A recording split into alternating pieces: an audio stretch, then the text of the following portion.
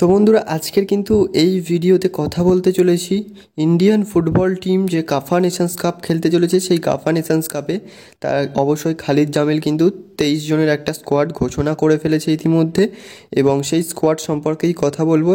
তো মোহনবাগানের সমস্ত প্লেয়ারকে বাদ রেখেই কিন্তু তো বন্ধুরা গোলকিপার হিসেবে চান্স পেয়েছে কিন্তু গুরপ্রীত সিং সান্ধু, আমরিন্দর সিং এবং ঋত্বিক তিওয়ারি।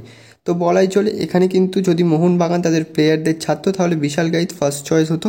যেহেতু বিশাল গাইত নেই সেক্ষেত্রে Gurpreet Singh Sandhu maybe first choice হতে চলেছে। তো বন্ধুরা ডিফেন্ডারদের মধ্যে সুযোগ পেয়েছে কিন্তু অবশ্যই রাহুল ভেকি, রোশন সিং, আনোয়ার আলী, সন্দেশ জিঙ্গান, চিংলেন সানা সিং, ভ্যালপুইয়া এবং মোহাম্মদ উবেইস। তো ডিফেন্সটা মোটামুটি স্টেবিলিটি রয়েছে। এখানে হয়তো আনোয়ার আলী, সন্দেশ জিঙ্গান মেন ডিফেন্স হিসেবে স্টার্ট করতে চলেছে এবং তার সঙ্গে হয়তো আমরা চিংলেন সানা সিংকে দেখতে পারি বা রাহুল ভেকেকেও দেখতে পারি, যেহেতু খালিদ জামিল 3-এর ডিফেন্সে মেবি খেলতে চলেছে।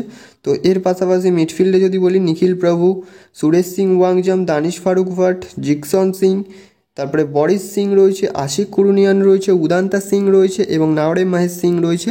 তো মোটামুটি এখানে বলাই চলে যে মিডফিল্ডেও একটু স্টেবিলিটি রয়েছে, বাট এখানে ব্র্যান্ডন ফার্নান্ডেজ নেই। হয়তো ব্র্যান্ডন ফার্নান্ডেজের নাম সকলেই খুঁজছো, কিন্তু ব্র্যান্ডন ফার্নান্ডেজ আর সুনীল ছেত্রীকে কিন্তু খালিদ জামিল বাদ দিয়েছে আপাতত।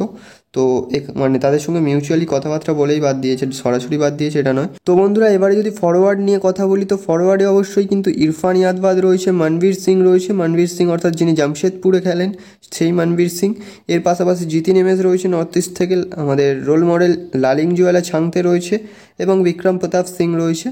অবশ্যই এই স্কোয়াডটাকে তোমাদের কেমন লাগছে কমেন্ট করে জানিও এবং এই স্কোয়াডের সমস্ত অ্যানালাইসিস এবং খালিদ জামিল কী ট্যাকটিক্সে খেলতে পারে সব কিছুই কিন্তু একটা পরবর্তী ভিডিওতে আনবো, প্রি ম্যাচ অ্যানালাইসিস টাইপের। এবং খালিদ জামিল কোন কোন পজিশনে কোন কোন প্লেয়ারদের খেলালে বেটার হবে সেক্ষেত্রে কিন্তু আমি একটা ভিডিও অলরেডি বানিয়েছি। তো তারপরেও আমি একটা প্রি ম্যাচ অ্যানালাইসিস ভিডিও আনতে চলেছি খুব তাড়াতাড়ি। এবং চলো বন্ধুরা ভিডিওটা এই পর্যন্তই ছিল, দেখা হচ্ছে পরবর্তী কোনো ভিডিওতে। Thanks for watching and keep supporting guys.